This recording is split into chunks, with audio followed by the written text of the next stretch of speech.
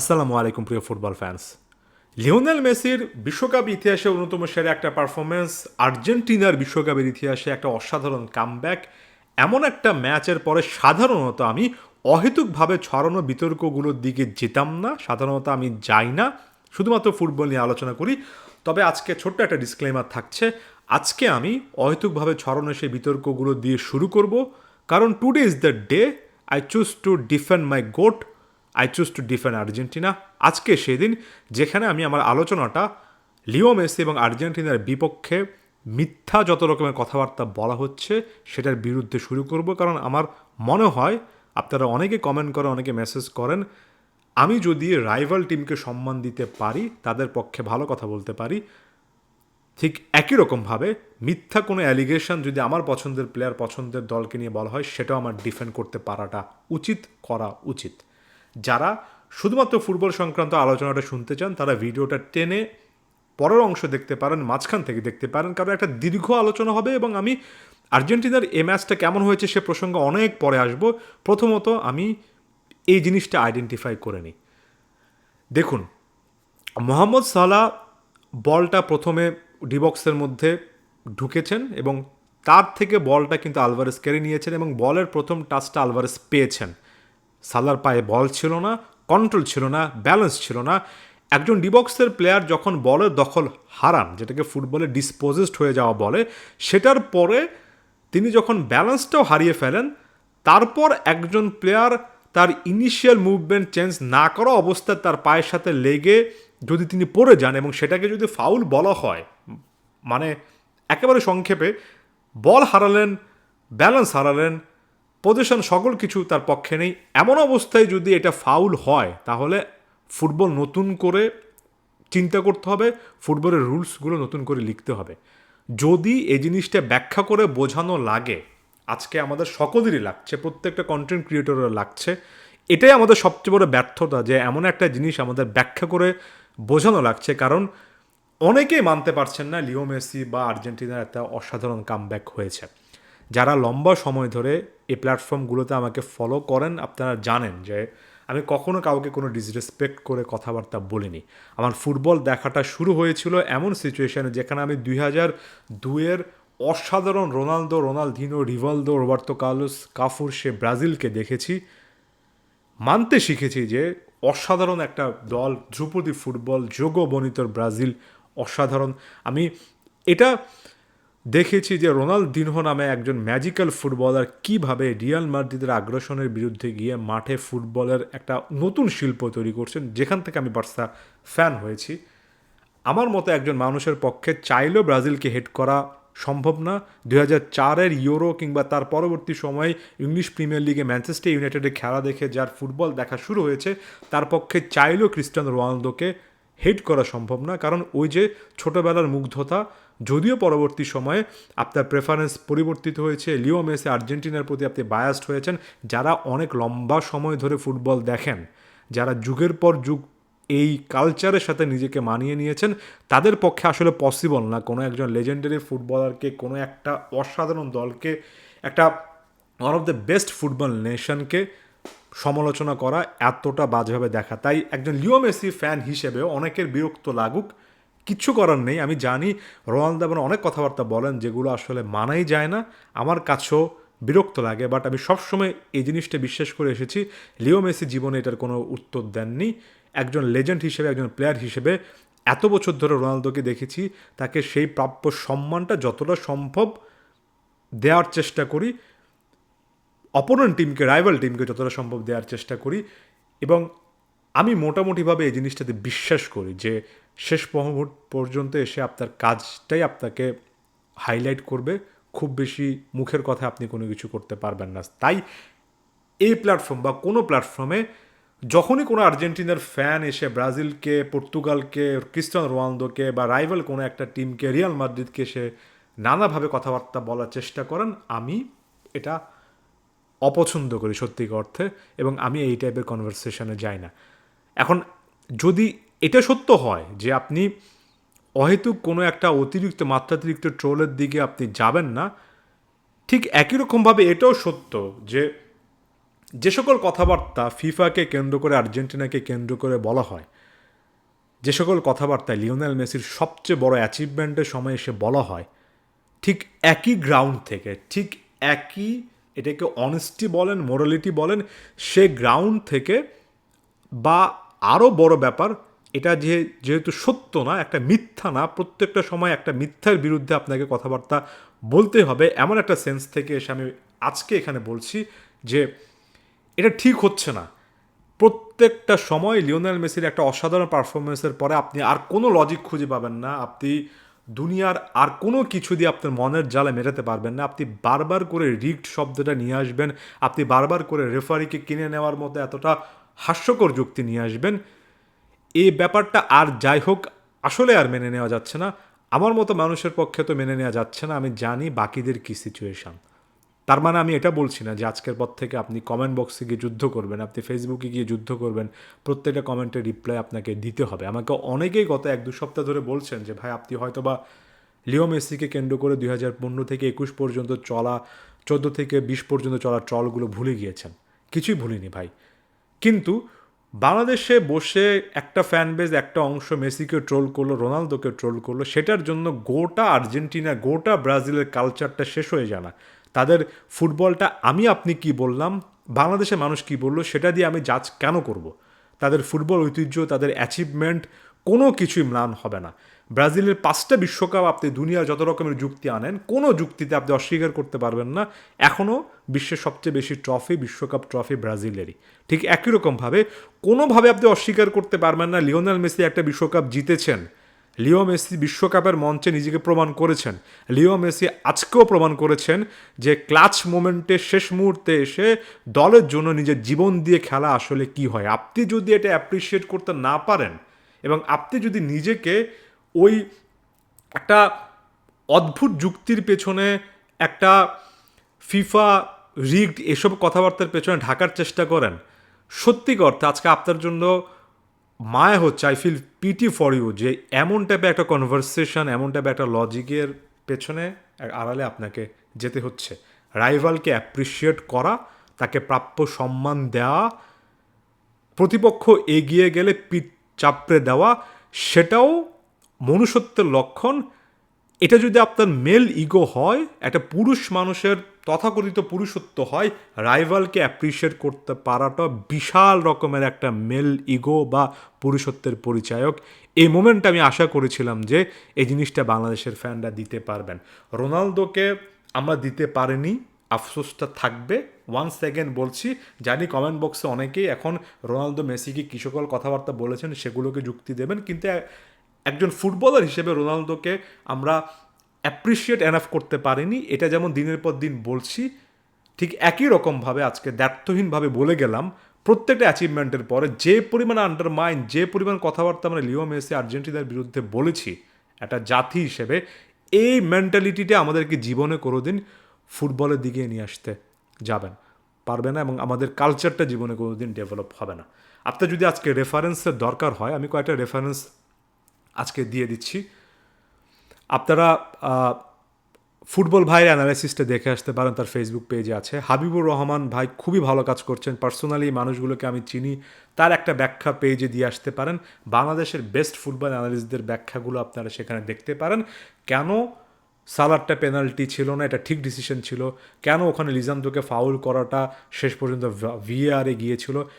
এর চেয়েও যদি বড় কোনো রেফারেন্সের দরকার হয়, টিএ স্পোর্টসে বাংলাদেশের ফুটবল ফিফার একজন রেফারি আছেন, বাংলাদেশের রেফারি গ্র্যাজুয়েট, তার অ্যানালাইসিসটা শুনে আসতে পারেন।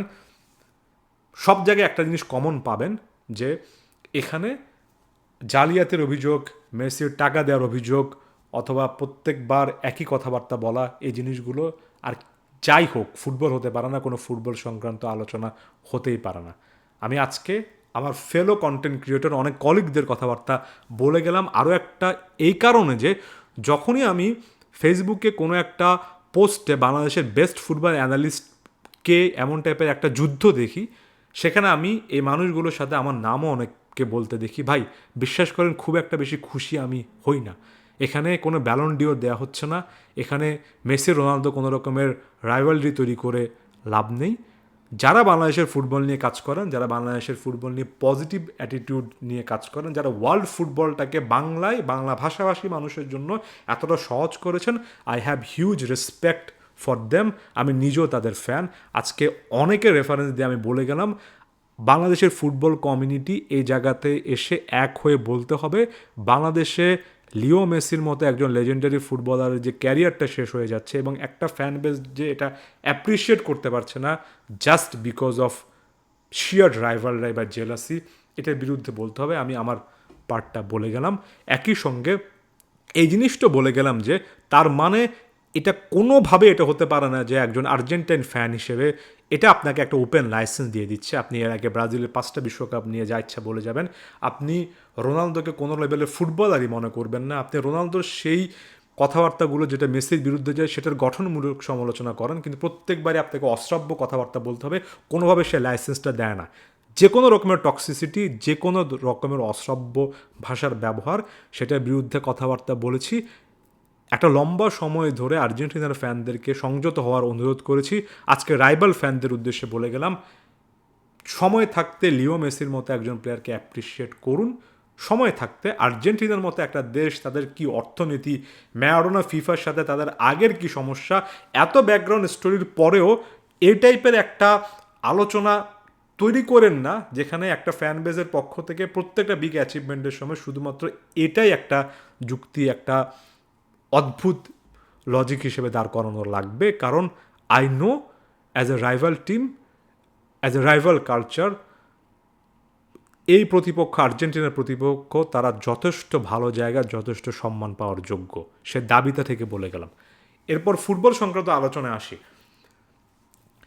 আর্জেন্টিনা আমার কাছে মনে হয় বিশ্বকাপে তাদের সবচেয়ে সবচেয়ে ড্রেনিং দুটো ম্যাচ খেলেছে, এবং এই দুটো ম্যাচে যে পরিমাণ এনার্জি আর্জেন্টিনাকে বার্ন করা লেগেছে, একটা বিশাল রকমের অ্যাডভান্টেজ এটা হতে পারে যে কলম্বিয়ার বিপক্ষে তাদেরকে পড়তে হয়নি, কারণ কলম্বিয়ার বিপক্ষে ম্যাচটা অনেক ফিজিক্যাল হতো, সেটাও ফিজিক্যালি এত বেশি চ্যালেঞ্জিং হতো যে এই মুহূর্তে কলম্বিয়া না পড়াটা আমার কাছে আবিট বেটার মনে হচ্ছে। যদিও সুইজারল্যান্ডকে কৃতিত্ব দিতে হবে, তারা তো কলম্বিয়াকে বিট করে এই জায়গাটাতে এসেছে। আজকের এই ম্যাচটাতে গত ম্যাচের একেবারে কন্ট্রাস্টিং ছিল। আর্জেন্টিনা শুরু থেকে অনেক প্রেস করার চেষ্টা করেছে, খুবই এনার্জেটিক একটা পারফরমেন্স দেওয়ার চেষ্টা করেছে। প্রথম যে জায়গা থেকে আর্জেন্টিনা গোলটা কনসিড করেছে, এখানে আসলে ম্যান মার্কিংয়ের ভুল ছিল কিনা রোমেরো বা লিজান্দ্রো সেটা আপনি বলতেই পারেন, বাট আমার কাছে মনে হয় ক্রসটা ব্রিলিয়ান্ট ছিল, হেডারটা ব্রিলিয়ান্ট ছিল। ওভারঅল এখানে ইজিপ্টের এক্সিকিউশনের প্রশংসা আপনার করতে হবে। ওই গোলটা দেওয়ার পরে আর্জেন্টিনা বারবার করে অ্যাটাকে ওঠার চেষ্টা করেছে এবং ইন্টেন্সিটিটা দেখা যাচ্ছিল। ওই ন্যারো স্পেসে মিডফিল্ডে আর্জেন্টিনা প্লেয়াররা খেলবেন, তারা সেখান থেকে বিল্ড আপ করবেন। নিকোলাস ট্যাগলেফিকো একেবারে অন্য সাইড থেকে, লেফট ব্যাক থেকে একটা লেট রান দেবেন এবং সেখানে আর্জেন্টিনা উইট কাজে লাগানোর চেষ্টা করবে। এই আক্রমণগুলো আর্জেন্টিনা করতেও পেরেছে এবং ফার্স্ট হাফে অনেকগুলো চান্স কিন্তু আর্জেন্টিনা ক্রিয়েট করেছে। বাট এখানে এসে একজন ডাইহার্ড মেসি ফ্যান হিসেবে বলতে হয় যে লিও মেসি পেনাল্টি নেন, এটা সবচেয়ে ভালো ব্যাপার। ভালো ব্যাখ্যাটা যেটা হতে পারে সেটা হচ্ছে, দেখুন এই টিমটাতে লিওনেল মেসি নিজে থেকে যদি কাউকে না বলেন তাহলে কেউ পেনাল্টি কিন্তু নেওয়ার সাহস পাবে না এবং সবাই প্রথম বাক্যে এটাই বলবে যে আপনিই নেন। এখানে লিওনেল মেসির ব্যাক অফ দ্য মাইন্ডে এটা কাজ করতে পারে যে পেনাল্টি নেওয়াটা তো একটা বিশাল প্রেশারের। এখানে যদি কোনো একজন প্লেয়ার ব্যর্থ হন, যেমন ধরেন হুলিয়ান আলভারেজ যদি ব্যর্থ হন, তার শুরু থেকে তিনি তার মনোবল হারিয়ে ফেলবেন। তাই পেনাল্টি নেওয়ার এই দায়িত্বটা, ব্যর্থতা যদি হয় সেটা নিজের কাঁধে নিয়ে Leo Messi as a responsibility তার পেনাল্টিটা তিনি নিতে নিয়েছেন, মিস করেছেন। এবং এই জায়গা থেকে এসে ডাইহার্ড লিও মেসি ফ্যান হিসেবে বলছি, আর্জেন্টিনার উচিত পেনাল্টি সিচুয়েশনে লিও মেসির পরিবর্তে অন্য কোনো অপশান চিন্তা করা। এখানে আপনি Leo Messi the greatest of all time player, এই জন্য বারবার পেনাল্টি মিস করলে লিওনেল মেসিকে নিতে হবে এমন টাইপের যুক্তি আসলে আর খাটবে না, কারণ এটা লিও মেসির একটা উইক লিঙ্ক। এটাই হতে পারে লিওনেল মেসিকে অতি মানব থেকে মানুষের কাতারে নিয়ে আসে, তারও ভুল হয়। যখনই আর্জেন্টিনা অ্যাটাকে উঠছিল, একটা জিনিস আমার কাছে অনেক বেশি করে লক্ষণীয় বলে মনে হয়েছে, উইঙ্গার তো আর্জেন্টিনা খেলায়নি। Argentina midfielder Leandro Paredes, hats off to him, খুব ভালো একটা পারফরমেন্স, অসাধারণ একটা পারফরমেন্স দিয়েছেন। তবে টু বি ভেরি অনেস্ট, এই ওয়ার্ল্ড কাপে আর্জেন্টিনার যেটা সবচেয়ে মিসিং থিং সেটা হচ্ছে কুইক ট্রানজিশন, সেটা হচ্ছে খুব দ্রুত অল্প ওয়ান টাচ ফুটবল খেলে আক্রমণে ওঠা। আপনারা যারা ফ্রান্সের বিপক্ষে ফাইনালটা মনে রেখেছেন, আনহেল ডিমারিয়ার গোলটার বিল্ড আপ থেকে শুরু করে পাসটা দেখেন, শুধুমাত্র লিও মেসি 2টো টাচ নিয়েছেন, বাকি সবাই 1 টাচে বল ছেড়েছেন। এমন টাইপের কুইক মুভমেন্ট, আন্ডারস্ট্যান্ডিং আর্জেন্টিনার প্লেয়ারদের মধ্যে বিশ্বকাপে দেখা যাচ্ছে না, এবং এটা সবচেয়ে অ্যালার্মিং সাইন। এখনও আমি বলবো আর্জেন্টিনার কাছে টপ ক্লাস উইঙ্গার নেই। উইং দিক দিয়ে একদম সিস্টেম চেঞ্জ করে উইং দিয়ে আক্রমণ করে আর্জেন্টিনা অনেক কিছু করে ফেলবে, এটা সম্ভব না। সবার পক্ষে ডিমারিয়ার কাছাকাছি যাওয়া পসিবল না, এমন টাইপের প্লেয়ার স্কোয়াডে সেভাবে নেই। তবে সেই কুইক ট্রানজিশন যেহেতু কাজ করছে না, একে অপরের সাথে 1 টাচগুলো যেহেতু কাজ করছে না, সেহেতু আর্জেন্টিনা সেন্ট্রালি এই ম্যাচগুলোতে ভুগছে। এবং এটা যদি সলভ করা না যায়, ওয়ান্স অ্যাগেন আর্জেন্টিনাকে ভুগতে হবে। এর আগের ভিডিওতে বলেছি প্রত্যেকটা ভালো জিনিস একটা সময় এসে শেষ হয়। স্কালোনির অসাধারণ ট্যাকটিক্যাল চেঞ্জেসগুলো, শিফটগুলো এবার এসে আর টিকবে কিনা I am not quite sure. যদি সাকসেসফুল না হয় আমি খুব অবাক হব না। ওই যে বললাম, everything that starts should end at some point. এখানে লিয়ান্দ্রো পারেদেস একজন লোন ডিএম বা পিভট হিসেবে যতটা ভালো খেলেছেন, পারেদেস যতটা ভালো খেলেছেন, এনজো এখানে বক্স টু বক্স মিডফিল্ডে যতটা ভালো করেছেন, ডিপল এবং ম্যাক অ্যালিস্টার ঠিক ততটাই আসলে মলিন ছিলেন। বিশেষ করে ডিপলের কথা তো বলতেই হয়। প্রবলেমটা হচ্ছে 4জন মিডফিল্ডারের মধ্যে 1-2জন ভালো খেলছেন, বাকি 2জন খুবই অ্যাভারেজ একটা ম্যাচ কাটাচ্ছেন। এটা আর্জেন্টিনাকে অনেক বেশি হার্ট এই ম্যাচেও করেছে। ডিফেন্সিভলি ট্যাগলেফিকোর রানগুলো হয়তো বা ভালো ছিল, তবে রাইট ব্যাক পজিশনে নাহুয়েল মলিনাকে ঘিরে ওয়ান্স অ্যাগেন কোনো খুব একটা বেশি আপনি নির্ভরতা পাবেন না। এখানে মন্তিয়াল ডেড রাবার, মন্তিয়ালকে ক্যারি করাটা যে একটা বিশাল ভুল ছিল সেটা অলমোস্ট প্রমাণিত হয়ে গিয়েছে। এখানে আলভারেজের অফ দ্য বল মুভমেন্ট যথেষ্ট শার্প ছিল, ইজ ট্রু, বাট ওই যে বললাম আর্জেন্টিনার চিরাচরিত কুইক ট্রানজিশন এবং 1 টাচ ফুটবল, খুব দ্রুত অল্প কয়েকটা পাসের মাধ্যমে আক্রমণটা ফিনিশ করে আসতে পারে অ্যাবিলিটি, সেটা যে এই বিশ্বকাপে দেখা যাচ্ছে না, এটা মোটামুটি স্পষ্ট। সেকেন্ড হাফে এসে আর্জেন্টিনা যে জায়গা থেকে গোল কনসিড করেছে, সেখানে এটাও আপনি একেবারে একজনের উপর দোষ চাপাতে পারবেন না। একটা ডিফেন্সিভ এররের চেয়েও বলা উচিত যে আপনাকে গোলের জন্য যেতে হবে, এবং কাউন্টার অ্যাটাকে আপনি একেবারে ছেড়ে দিয়েছেন এমন সিচুয়েশন। আপনি এতগুলো মানুষকে সামনে নিয়ে এসেছেন যে কাউন্টার অ্যাটাকটা আপনি সামলাতে পারবেন না। It's a choice. এটা একজন কোচের জন্য ট্যাকটিক্যাল একটা চয়েস, যে আপনি কি অনেক বেশি গোলটাকেই প্রেফার করবেন যে আপনাকে গোলটা পরিশোধ করতে হবে, নাকি আপনি শেষ মুহূর্ত পর্যন্ত ম্যাচটা টেনে নেবেন। এদিন স্কালোনি এবং আর্জেন্টিনার থিঙ্ক ট্যাঙ্কের কথা ছিল প্রতিপক্ষ যদি 1 গোল দেয় আমরা 2 গোল 3 গোলের দিকে যাব। এটাকে আপনি যদি অ্যাপ্রিসিয়েট না করেন, তাহলে আগের ম্যাচে কেপ ভার্ডের বিপক্ষে এটা যখন আর্জেন্টিনা ছিল না তখন কেন কমপ্লেন করেছেন সেই প্রশ্নটাও চলে আসে। ওখান থেকে সেকেন্ড গোল আর্জেন্টিনা কনসিড করেছে, তবে একটা ডিফেন্সিভ ব্লক হিসেবে আর্জেন্টিনা ইজ নট ওয়ার্কিং, এই সিস্টেমটা কাজ করছে না। দিবো মার্টিনেজকে আমি একেবারে ওপেনলি ব্লেম করবো না, তবে দিবো মার্টিনেজ নিজেও বলেছেন যে বিশ্বকাপে তিনি এখন পর্যন্ত তার বেস্ট ফর্মটা দেখাতে পারেননি। অবিশ্বাস্য কিছু টাইপের সেভ এমন সিচুয়েশনে করতে হয় যেটা দিবো করতে পারছেন না, এটাও ইনডিরেক্টলি আর্জেন্টিনাকে হার্ট করছে। এখন কুইক চেঞ্জেসগুলো আসলে কোথায় এসেছে? আমার কাছে মনে হয় না যে ট্যাকটিক্যালি ব্রিলিয়ান্টলি স্কালোনি আসলে কিছু করেছেন যেটা আসলে আর্জেন্টিনা ম্যাচের গতিপথটা পরিবর্তিত করে দিয়েছে। হ্যাঁ, একটা বোল্ড চয়েস তাকে মেক করতে হতো, একই সঙ্গে আলভারেজ এবং লাউতারোকে রাখা, ওই সাইডে নিকো গঞ্জালেজ আসার পরে স্পিডটা যথেষ্ট বেড়েছে।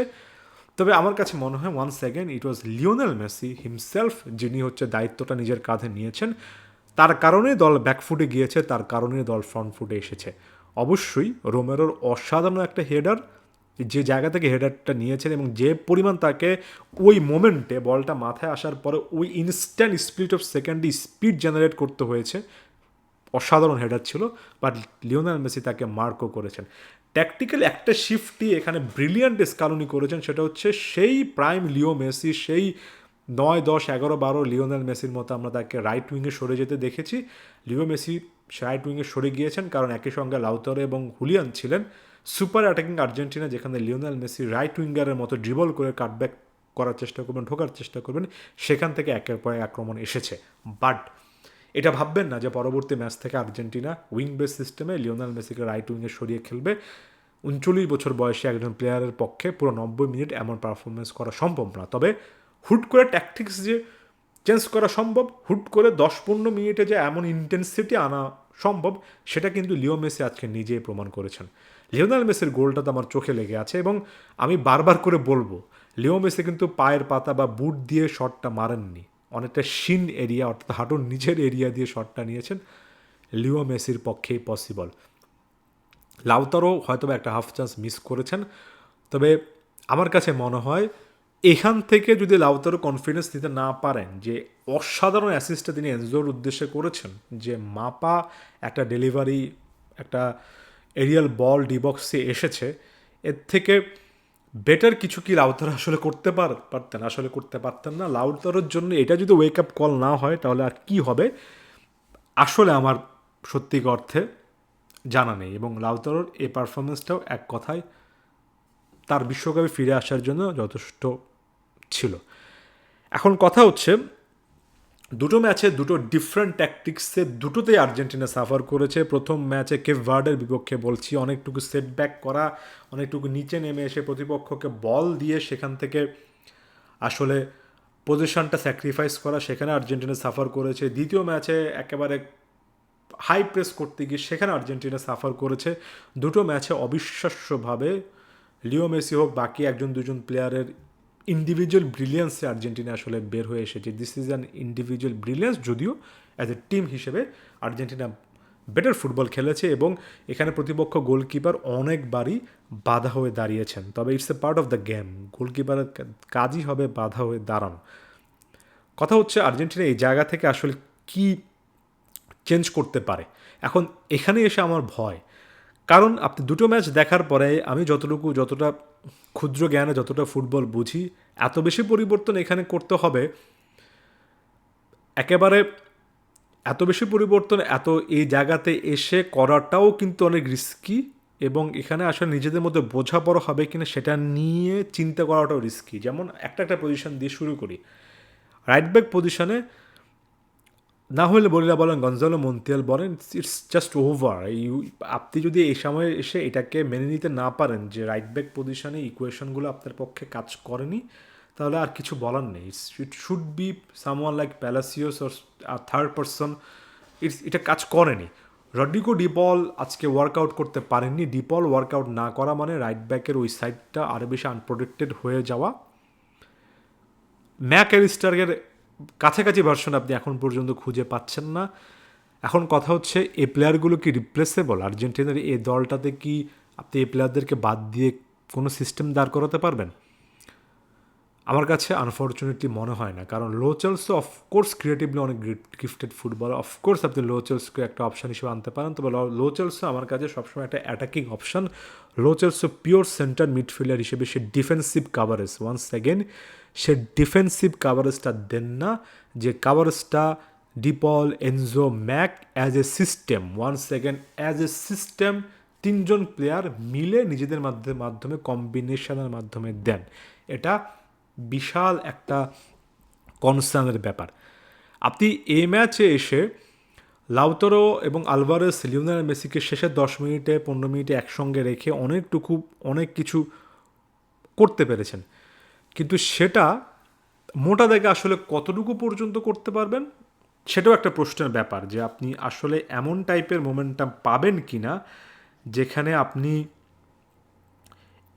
সত্যিকার অর্থে এই প্লেয়ারদেরকে রাখতে পারবেন। আপনি আলভারেজের সাবটা তো হয়েছে একেবারে 90 মিনিটে এসে, সো একটা লম্বা সময় ধরে ছিল, সো তিনজনকে একই সঙ্গে রেখে আপনি সে ব্যালেন্সটা পাবেন কি না এটাও একটা বড় রকমের প্রশ্ন, এবং এটাকে ঘিরেও অনেক আলোচনা সমালোচনা করার সুযোগ আছে।